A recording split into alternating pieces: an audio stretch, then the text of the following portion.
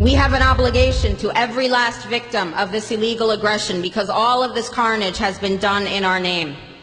Since World War II, 90% of the casualties of war are unarmed civilians, a third of them children. Our victims have done nothing to us.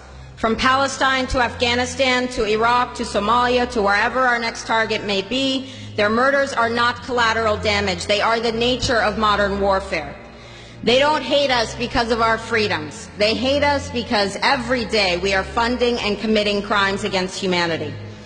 The so-called war on terror is a cover for our military aggression to gain control of the resources of Western Asia. This is sending the poor of this country to kill the poor of those Muslim countries. This is trading blood for oil. This is genocide, and to most of the world, we are the terrorists. In these times, remaining silent on our responsibility to the world and its future is criminal. And in light of our complicity in the supreme crimes against humanity in Iraq and Afghanistan and ongoing violations of the UN Charter and international law, how dare any American criticize the actions of legitimate resistance to illegal occupation? Our so-called enemies in Afghanistan, Iraq, Palestine, our other colonies around the world, and our inner cities here at home are struggling against the oppressive hand of empire, demanding respect for their humanity.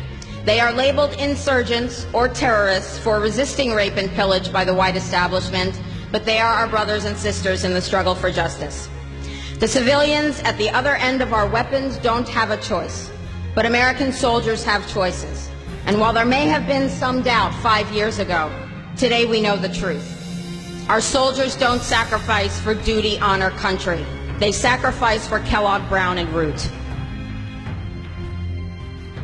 They don't fight for America, they fight for their lives and their buddies beside them because we put them in a war zone.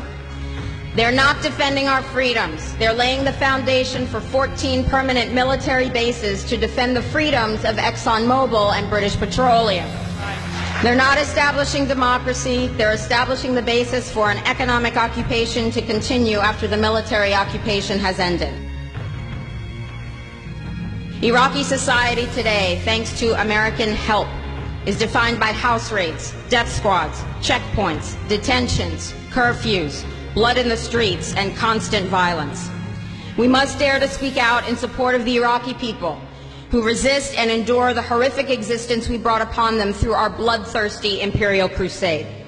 We must dare to speak out in support of those American war resistors, the real military heroes who uphold their oath to defend the Constitution of the United States against all enemies, foreign and domestic, including those terrorist cells in Washington, D.C., more commonly known as the legislative, executive, and judicial branches.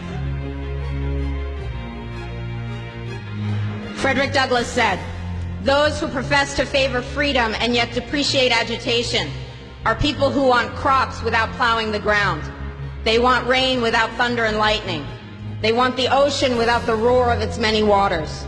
The struggle may be a moral one, or it may be a physical one, or it may be both, but it must be a struggle. Power concedes nothing without a demand. It never has, and it never will.